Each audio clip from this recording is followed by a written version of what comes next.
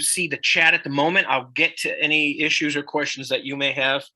Whew, shoot. So here's a range map of penguins on the planet Earth. We are very far north here in Alaska. We are quite a bit in the northern part of the world. If you look at this range map, penguins are found the equator and below, the other side of the planet. So it's funny how society and television and whatever thinks that penguins are found in Alaska. In fact, it's like the number one question. Well, okay, it's not the number one question, but it's a very common question at the zoo. Where are the penguins? Don't you have penguins? It's true, zoos have penguins around the world, but no, we don't have penguins in Alaska. So another animal that you'll see living with these so quote unquote Alaska penguins are the polar bear. Now, we do have polar bears in Alaska. It's true. In fact, polar bears are only found in the northern part of the world, right? Here's a range map of the 19 different polar bear populations around the world.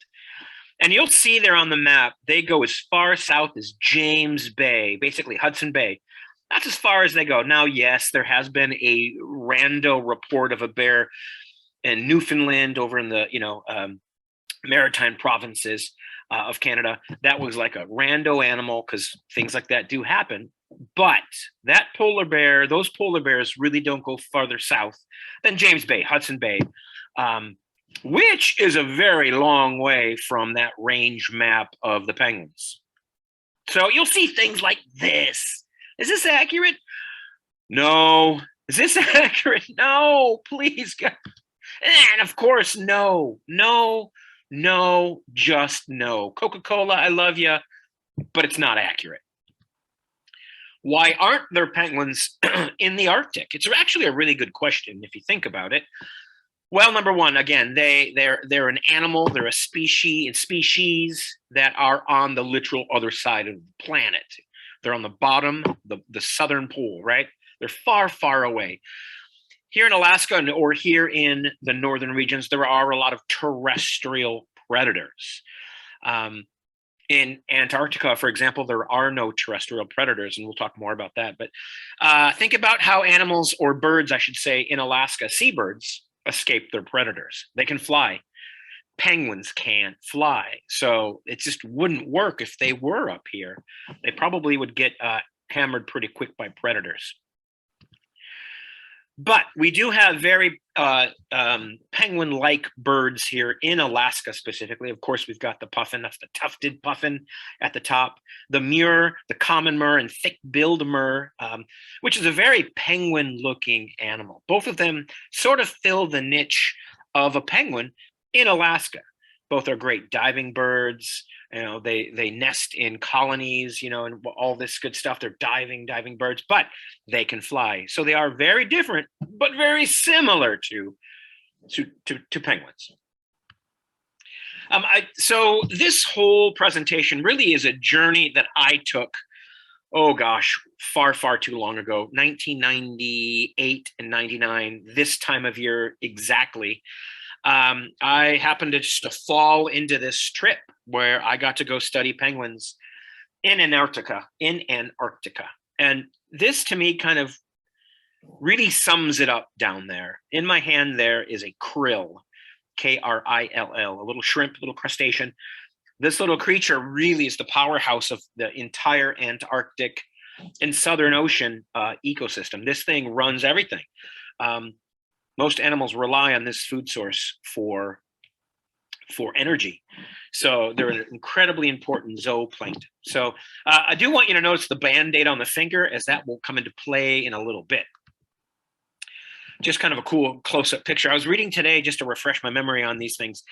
These animals are very long-lived, which I guess I'm not surprised as some crustaceans are, but I think I read it was like a 12-year-old krill, which to me, that I feel like they're just little larvae and they pass away or whatever. But no, they can be quite long-lived, which is pretty cool. And again, they're just a little shrimp crustacean kind of creature that we very much like we have here in Alaska. And of course, in Alaska, the whales and so many animals do rely on animals such as this. So Antarctica, obviously, we all know it's on the other side of the planet. It's a massive, massive continent.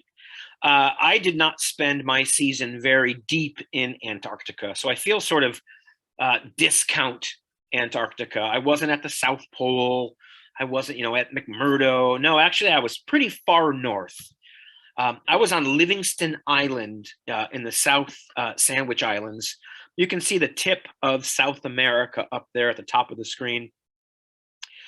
So I was actually, yeah, I'm pretty far north. And it reminded me a lot of the bird work that I had done on St. Paul Island here in the Pribilofs in Alaska. Very similar feel on this island, but with some very big differences too. That big stretch of water between South America and the tip of Antarctica, the Antarctic Peninsula is what that's called, is the Drake Passage, and a really, really, really stormy part of the Southern Ocean. So if we go backwards and look at, can I go backwards? There we go. If you look at the continent, right, it's open ocean all the way around that continent. So there's a very circular system of currents around Antarctica. And so they come ripping through this Drake Passage. And I crossed the Drake Passage, and we can talk more about that in just a moment. So again, I kind of fell into this opportunity. Someone literally just said, hey, do you want to go do some penguin research in Antarctica? And I was like, how do you say no to that? You don't, you can't. So we flew from New York City to the Falkland Islands. But before that, actually, where did we meet? Yeah, it was the Falkland Islands. And we met this little ship called the Explorer. Funny story about this photo and the Explorer. This little red ship, as they called it, the little red ship, is on the bottom of the ocean. I think in don't quote me, 2012 maybe, something happened and the ship sunk. And so this ship that I spent time on is at the bottom of the Southern Ocean. So a cool little ship. I had never been on a cruise before. So I was like, what kind of life is this? There's like buffets on the deck. I'm in the Falkland Islands. I'm a kid from Michigan. I'm like, life is grand. The best food I've ever eaten. Also the most extravagant. Like we had the full place settings with like, yeah, this is literally where I learned you use the utensils on the table from the outside inward. I didn't know that until I was on a ship in the Falkland Islands. All right. So from the Falklands, we had to cross that Drake Passage that I talked about. And now this photo is a little rough. A lot of these are literally transcribed or scanned from slides, good old fashioned slides. So they're a little grainy, but this was us crossing the Drake Passage. And I can actually feel this photo as I'm talking about it. The day that we crossed, it was very stormy. To give you an example of what this was, the Beaufort Scale is the wind, how they measure wind speed. Like I think a 2 means like a wisp of smoke, will drift upon the air. This was an 11 out of 12. 11, I think 12 is full force hurricane. This was just one below that. And it was like riding a really intense roller coaster. You'd crest these waves and you were sort of weightless. And then as the ship descended the wave, you just get this crushing like G-force. And you'd hear plates crashing and smashing in the galley. Nobody was out because everybody was so sick. So the ship was like a ghost town. It was a crazy, crazy experience. So the first penguin that I ran into was this little buddy called a rock hopper. I was gonna judge and say it might be my favorite penguin. I shouldn't say that, but a really cool little stout penguin.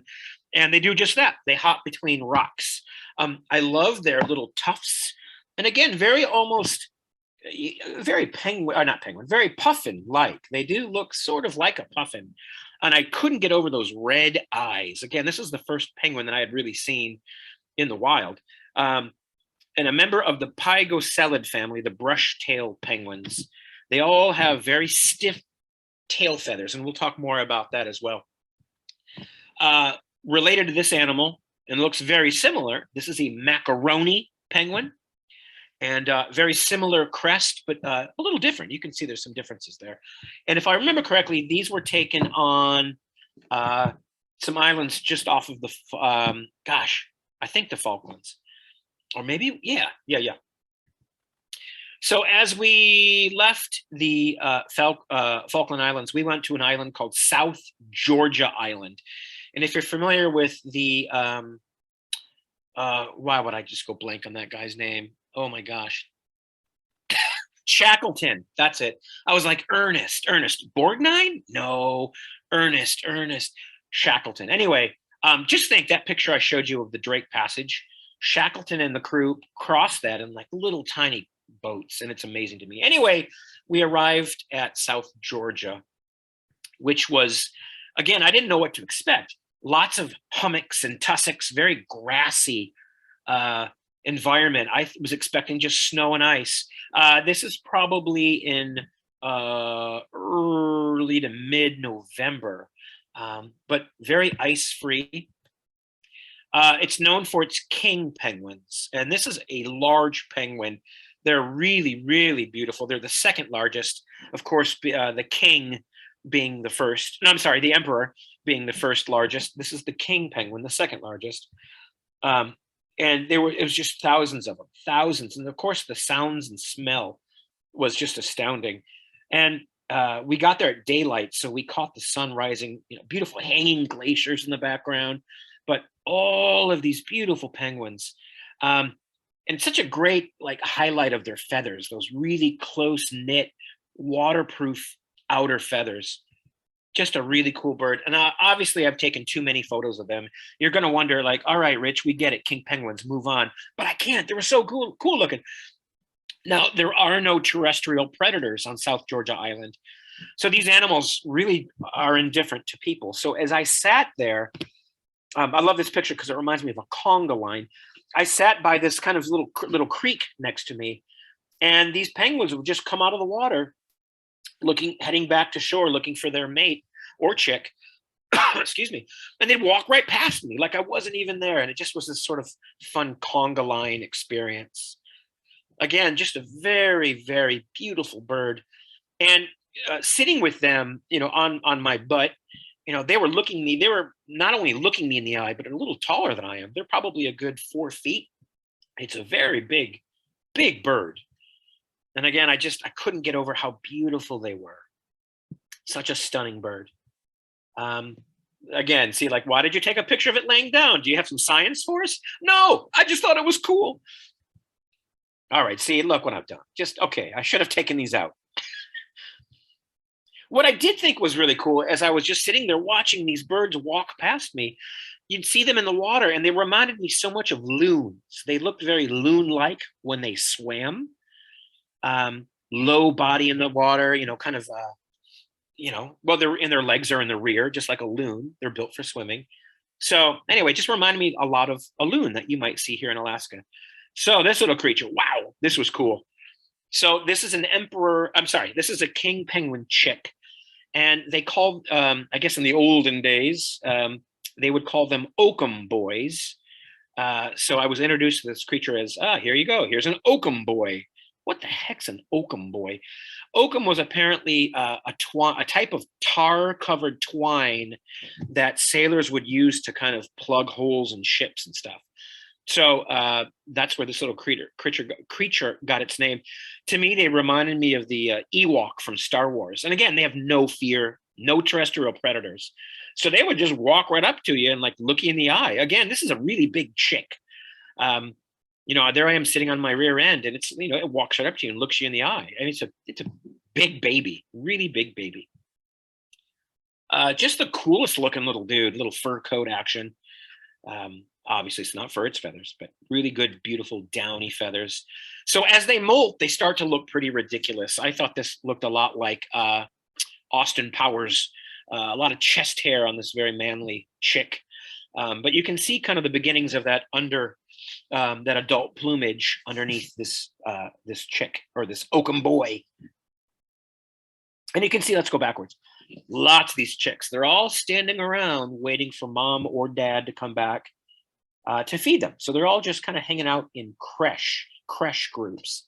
And that literally is just a group of chicks. And we'll talk more about that in a little bit. So this is kind of also a fun image. There's a lot going on, isn't there, in this photo? So this former or almost over Oakham boy has lost all the downy fur except for this like mohawk or like back hair on this guy or girl. I just like the photo just because it just looked funny. Couple of other animals in this slide as well. There is an elephant seal who we'll talk more about in the background. And then there's a sheath bill, which is an endemic bird to this part of the world. They're a lot like a pigeon. They are related to gulls, but they're like a distant, strange kind of offshoot. And they tend to walk versus fly.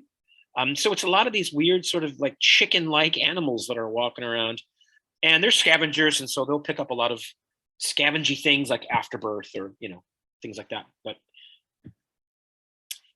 so here's what we call in the business down there in the Southern Hemisphere. This is a weaner. That's right, a weaner. This is a elephant seal pup who is in the process of being weaned from its parents. And they, again, just like kind of like the birds, they're just waiting around, waiting for mom to come back and feed them. Again, no terrestrial predators, so you could walk right up to them, or they'd walk right up to you.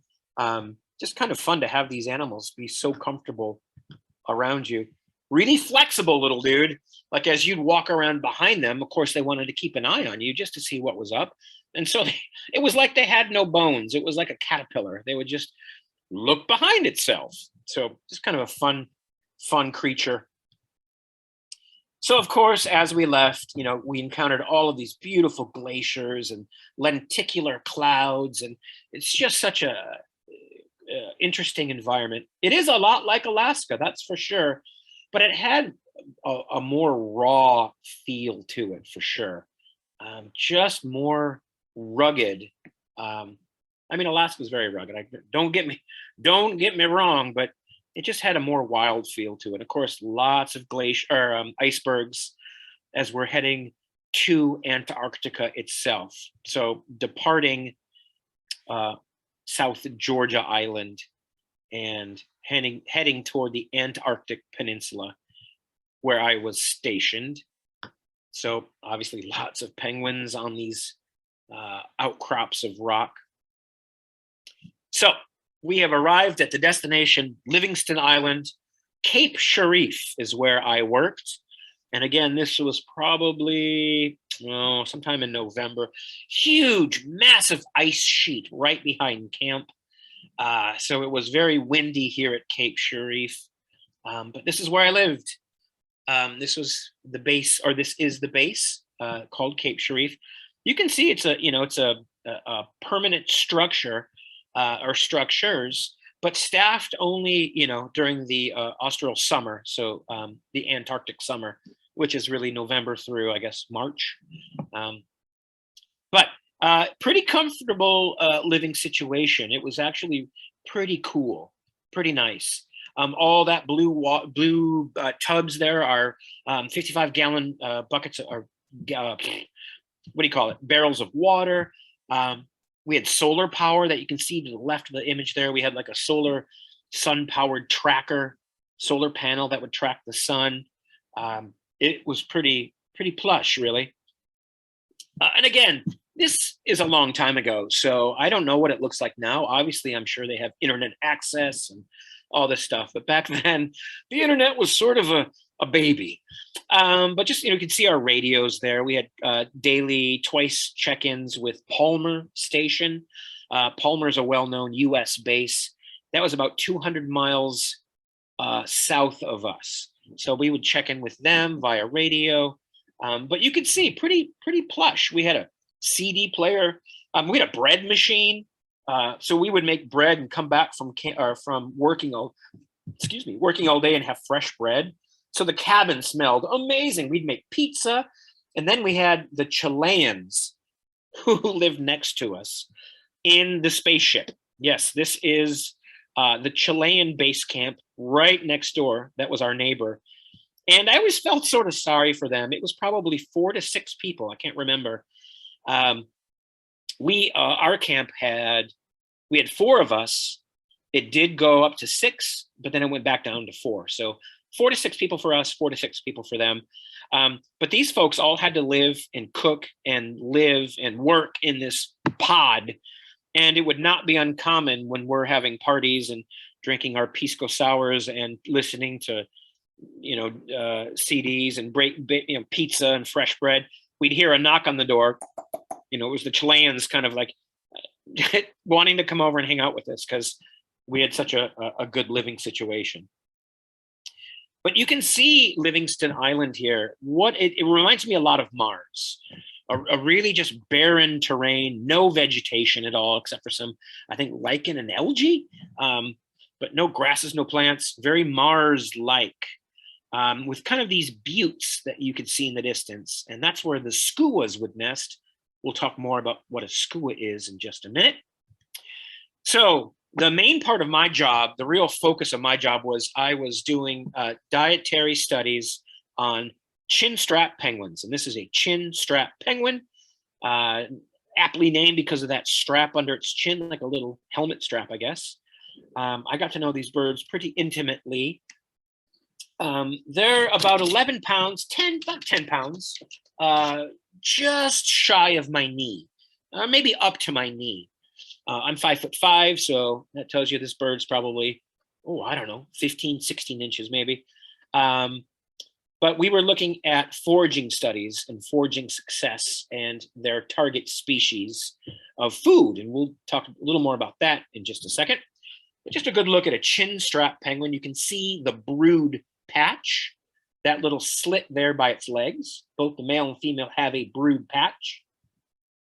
So it looks like this couple, this pair, they are monogamous and do tend to mate for life, but things do happen. I see this couple does not have an egg or eggs yet. What they'll do is they'll do this display called the Ecstatic Display. And one of the birds, I'm guessing the bird on the right, has just come back from foraging in the ocean. And this is just a bonding exercise or a bonding behavior that they do. They'll kind of meet, they'll throw their heads back in the air, and they'll flap their flippers and do kind of this donkey braying sound, but very common with penguins, the Ecstatic Display. You can see the nest is built from pebbles. Again, there's no sticks, no plants. So they do make their nests out of rocks, pebbles. Kind of a good overhead look at their nests. But again, earlier I mentioned the pygocellid penguins, the group of penguins that are called the brush tail penguins. And you can see those rear tail feathers are very, very stiff. And they do use those to kind of stand. I guess I could say it's similar to maybe a woodpecker, how a woodpecker kind of uses those tail feathers to stabilize itself. It's similar design, but I would say these are much more dramatic and truly, really, really stiff. There's, again, that ecstatic display. The brood patch is in really good sight there with an egg. They have 1 to 2 eggs. And the gestation on those guys is about 30, something like 30 to 36 days. Really good look at those flippers. Very, very, very strong, stiff flippers. I would say wings, right? With a bird, there should be called wings, but man, they really are more flippers than wings. I'll tell you that. So after the babies hatch, they turn into these little beanie baby creatures. And I did weigh several of these and handle these. They really felt like beanie babies. Like all the weight is in that bottom beanie belly baby area of these little chicks. And again, looks like this couple had 2 chicks. One's a little bigger than the other. It looks like the other one is being smushed. Hopefully he made it out. But really good look at what the nesting area, the colony looks like. All that black liquid is guano, and I wish I had smell-o-vision. If you've ever been to the Sea Life Center and go into their aviary, it's pretty fragrant, right? This is that, but probably times 100. It's really intense. You will see some pink colorization there. That is what's left of their diet, krill, which we talked about earlier, that little crustacean. That orange color comes from the krill, which this animal is one of the primary food sources. I always love to show this to kids. What happens? What do you all do when you're in bed and it's hot? Well, how do you cool off? I don't know about you, but I often stick my foot out of the blankets. That's what this little creature is doing. He's trying to cool off. It's a warmer day here in this shot, and that little bird is trying to get rid of some of its excess heat. It's trying to just dump some heat by presenting that big surface area there of its foot. So again, the environment here on Cape Sharif did remind me a lot of the Pribs. So in the summer, which in this photo it is summer, it did get kind of warm. You know, I don't remember exactly the temperatures, but probably 30s. You know, and in the sun was really intense as well. So it did get quite hot. Well, you know how it is here in Alaska. Even in the winter, if you're sitting in like the bright February sun, you know, it gets pretty hot. I love this photo. All the birds are facing the one direction because of the wind we had this day. But just a really good look at a penguin colony. Again, there are no sticks, no leaves, no twigs to build a nest. And so they have to build these nests out of pebbles. And obviously you want to get that nest off the ground because of all that guano and melting runoff of snow and rain. You want to keep that egg or nest dry. So that's another little adaptation they have of building this nest, is to try to keep their egg off the ground. Another job of mine was to band penguins, so we could re-site them and just look at longevity, site fidelity, which means did these animals return to the same nest year after year, which they did, mostly. But it's just the stiff band that we would place on their wing there, just above the kind of the main flipper spot.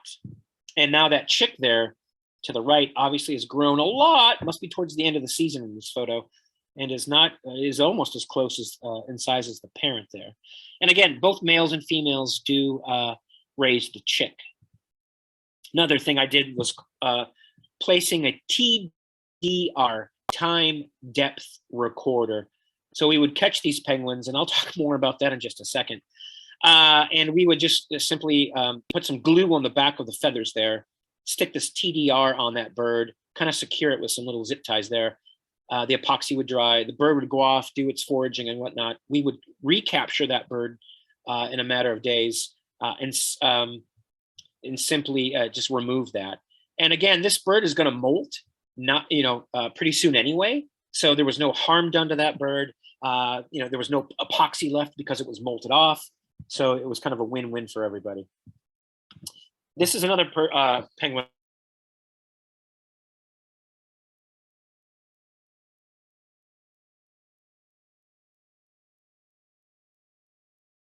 Of 13 pounds.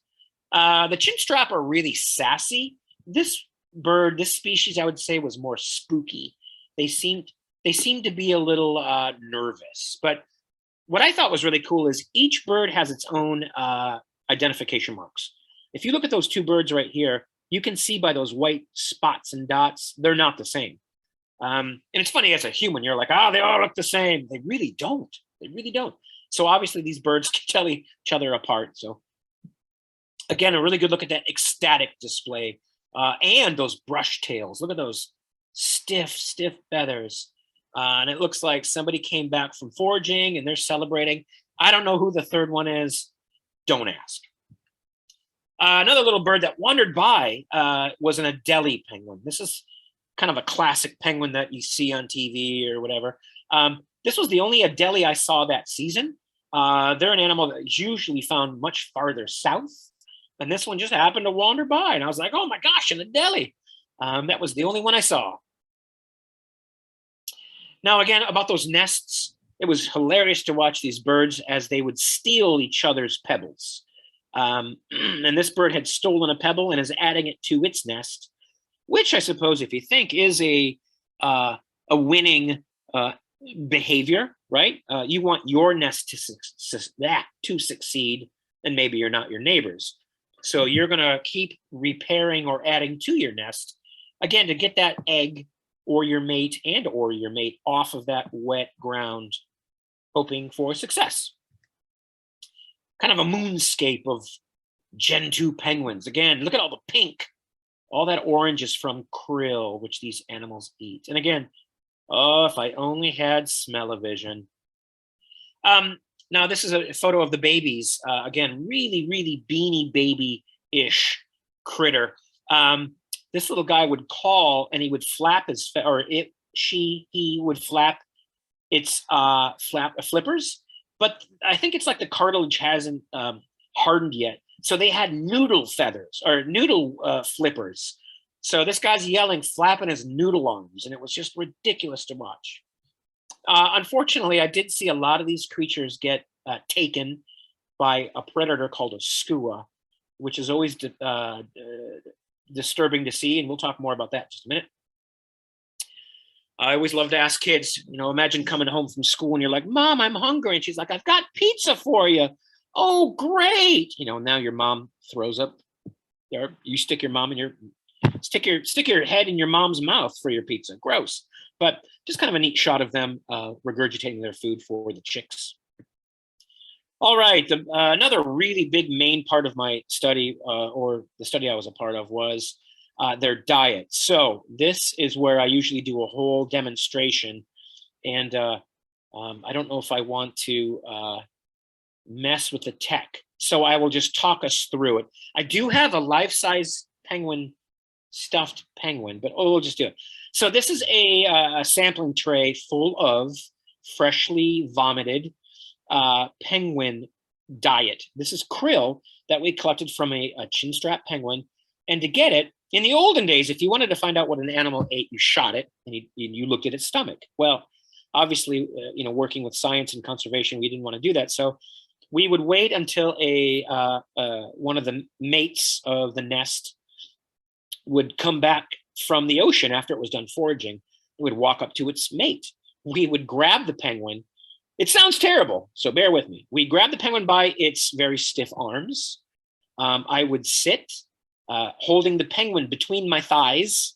Yes. My coworker would take what do you call it? A hot water bag, an enema bag. Is that what they're called? Enema bags? I don't know. But we had an enema tube, and we would basically carefully insert this enema tube in the esophagus of the penguin with water. We would then turn the penguin upside down over a bucket and give it a slight squeeze. That would cause the penguin to vomit or to regurgitate all of its stomach contents, which you see here in this photo. Now, holding a penguin that doesn't want to be held between your thighs is what you think it is. They have very strong feet and really great claws. So they would often claw the inside of my thigh as I'm sitting there. Oh yeah, it was great. Remember that Band-Aid I had as a very first image? Oh yeah, once they're done vomiting, they bite you with their very sharp beak because they're angry, and you can't blame them. Now, the last part of it was after they scratched me, bit me, they would, after they vomited, they'd shake their head, right? Because they vomited, so that to clean their bill, they would shake their beak, which would spray penguin vomit all over my beard. Yeah, science is great. So what we would do is we would then get a spaghetti strainer, get rid of all the fluid, and we would weigh the dry or semi-dry contents of the stomach. And it looks like it's 36 grams, if I can read that correctly. And then what we would do is we would try to age the krill by setting them out and measuring each krill that was the least digested. And that would give us sort of an ability to gauge the age range of each krill. So we were looking at how much krill they were eating, what age group of krill they were eating as well. Excuse me. I don't think this photo shows it, but as we would do this, because it stunk, right? We always had a pisco sour, which I didn't know what that was, and I'm still not sure what it was. I think it's a raw egg and tequila, or was it a raw egg? I don't know, but then I switched to gin and tonics because this frankly was gin and tonic work, my friends.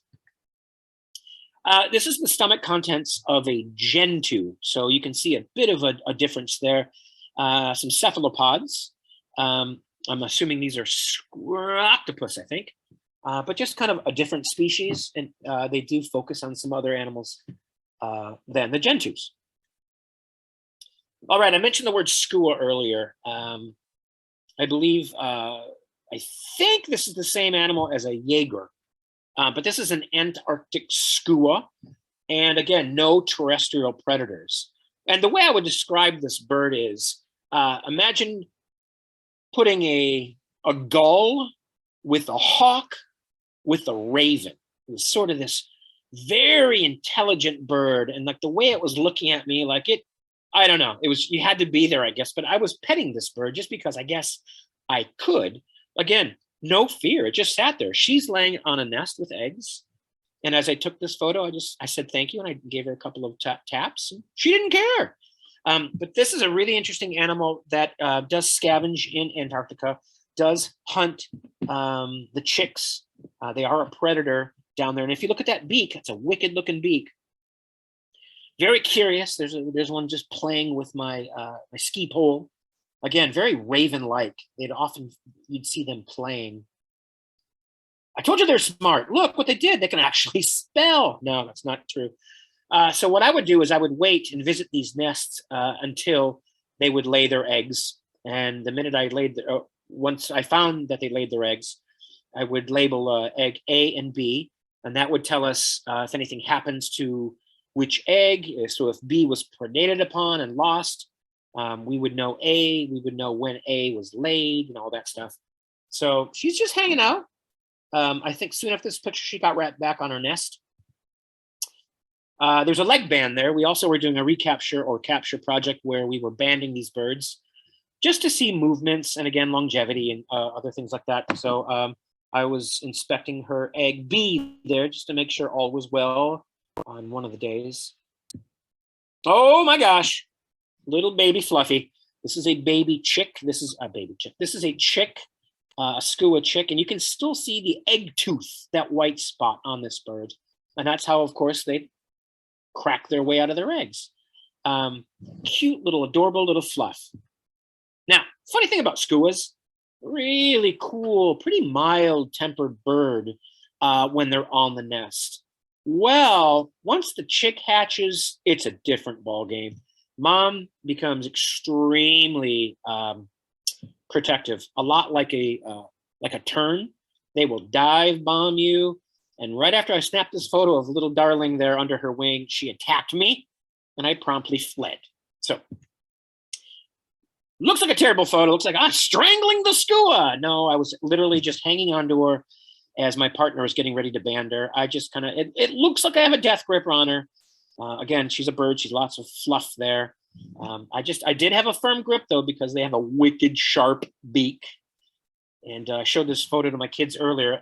I don't have a red beard anymore because I'm old. And they thought it was hilarious that I had a red beard. Anyway, so this photo always makes people pause. You don't see the color red normally. This little penguin stood out. And I don't know what happened to it. I just took this photo just because it was so striking. I have a good idea of what happened to it. And this poor little bird looked like he was hurting, and I don't know what happened to him, but this probably happened to him. Oh, I went blank. Gosh, leopard seal. Leopard seals are one of the main predators of penguins. Really snaky looking, weird animal. Really cool animal though, for sure. Lots of pinnipeds down in this part of the world. We've got a couple of molting elephant seals. I couldn't get over one, the smell. Two, how big their eyes were. They were a very deep diving animal, so they've got massively dark eyes. But they would lay in these groups, and you can see the skin sloughing off. They're laying in their own sick. Oh, it smelled terrible, but it was really cool to see. This is a Wadell seal. This is a seal more associated with ice. As you can see, not a lot of ice in this photo. And I think this animal was just passing through, so I snapped a quick pic. All right. Here's the good stuff. So this is an Antarctic fur seal. And what these animals do, and this is a lot like our northern fur seal here in Alaska, very, very similar. But this is an Antarctic fur seal. So what they do is early in the spring, the male comes ashore and is the beach master.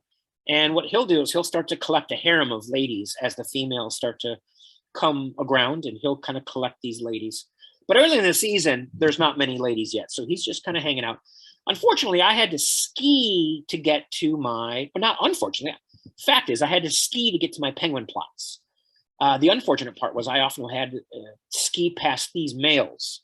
So again, it's much more funny visually, but I'll just keep talking. So imagine this 200-pound sea bear sleeping soundly, and I would come to this crest of a hill in this valley. I'd see a valley, and the valley, like I had to get through the valley, down the hill to the penguins. Well, I had to ski down the hill. So as I would ski down the hill on these cross-country skis, I would go swishing by these animals and try not to wake them up. And of course, I woke them up. And so they just, and they would charge me. And as I'm skiing, like, ski, cross-country, go, go, go, I would look back and they're chasing me. These animals are really, really fast on the land. And so it was scary, and I hated life for a long time. One way to stop them is you literally would take your ski pole and give them a good thump in the chest.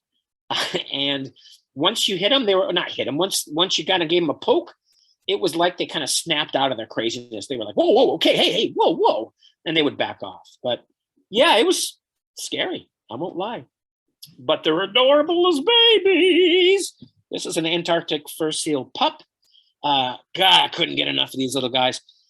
This picture, if I had sound for it, it sounds like a lamb. Bah, bah. They make the best little ba noises. But again, terrestrial animal or no terrestrial predators.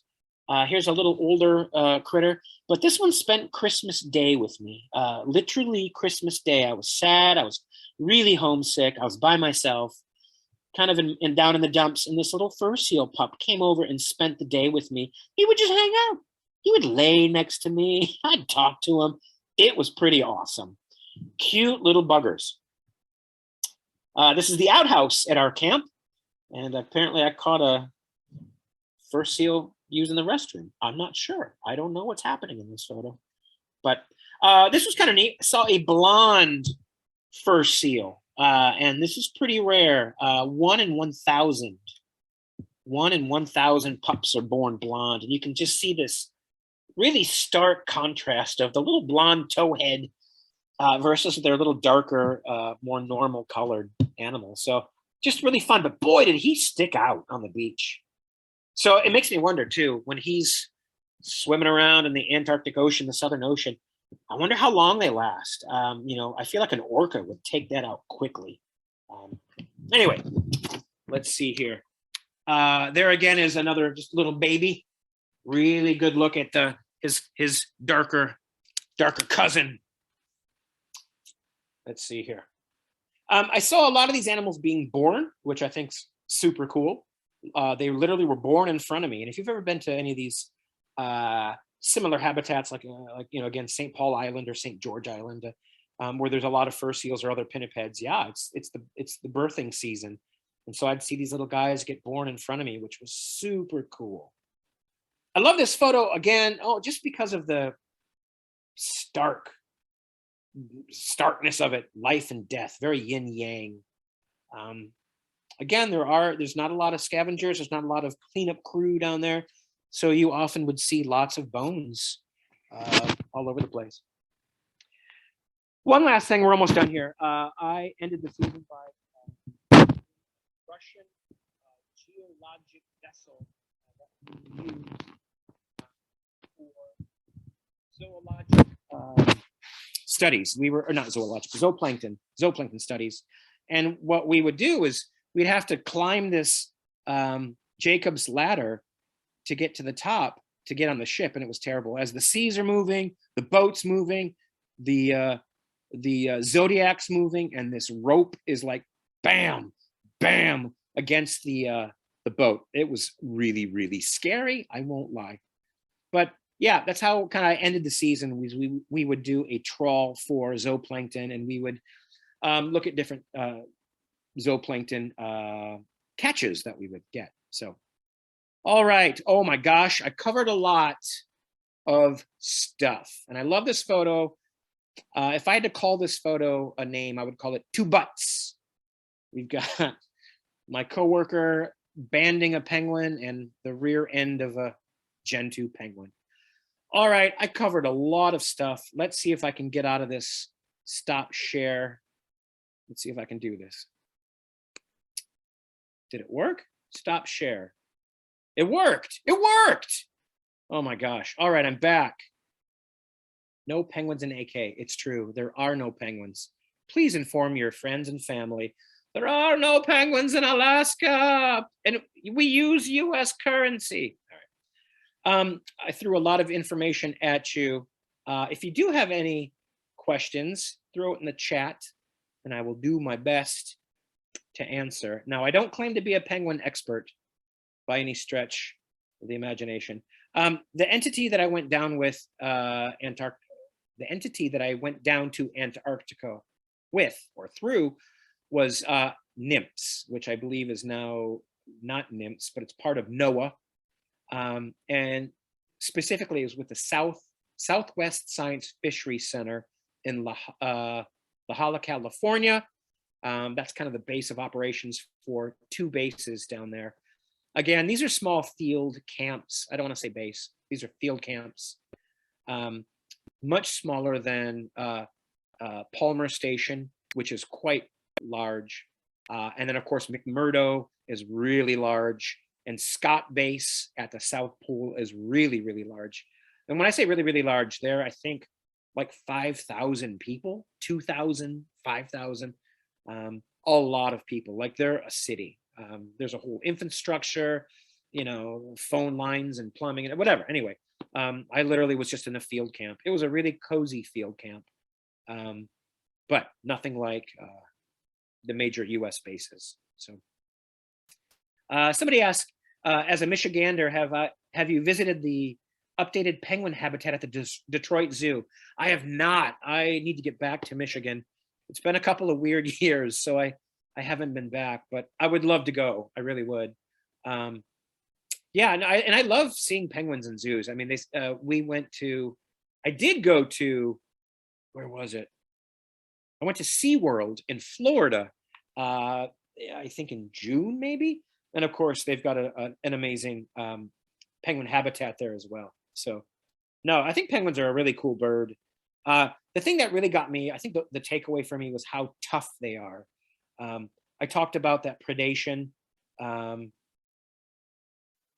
You know, I saw skuas eating little Gentoo penguins alive.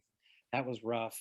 I would see birds fall off of these like rock faces, get up, kind of shake it off, and then just keep going. Like they're an incredibly tough bird, and they're built to survive in a very, very tough habitat. If you think about Antarctica or even the high Arctic here in Alaska, ice, snow, wind, rain, you know, just really pretty miserable places for people. But, you know, these birds thrive there. So I did receive another text. I'll read this out loud. Somebody asked, was this part of my education? No, so I really fell into this Antarctic thing by accident. So my background is I have a Bachelor of Arts in Biology, and I spent, I'll just tell you, I spent the 90s, I know. I spent the 90s doing field work here in Alaska. I was seasonal. So I'd come up here in the summer and work for Fish and Wildlife Service, Park Service, you know, whatever. And I was out on St. Paul Island in the Pribilofs doing seabird guiding. And one of the guys there was just like, hey, I work in Antarctica. Do you want to go? I just was like, yeah, okay. So I fell into it. Also, somebody asked how I ended up here in Alaska. That's a great shout out to a really cool organization. I graduated college and I want to say awarded. I was given a volunteer opportunity. I applied, that's the word. I applied for a volunteer opportunity through Student Conservation Association, SCA. They paid for my travel to Alaska. They hooked me up with an agency, the Fish and Wildlife Service. And really, I have to say, I have to credit them for giving me my career, because I found out that they really gave me my trajectory. And then I, of course, met my wife and had kids here in Alaska. So, so thanks to, if you're anyone from SCA watching, woo, thank you. But anyway, that's how I ended up in Alaska. So, all right, 2 more minutes. 2 more minutes. I will show you now that I don't know if you can see my giant, I've got a giant penguin stuffed animal. And I measured it. It's a touch bigger than a Gentoo, but it's pretty darn close. And so I'll try to show you. I literally would take the penguin by the wings, the flippers, and I would stick it between my knees like this. And I would open the penguin's mouth. Yeah, it was gnarly. It was gnarly. Again, those inner thighs. Whew, boy, oh boy. Oh, great question. How is climate change affecting penguins in the Antarctic? Really good question.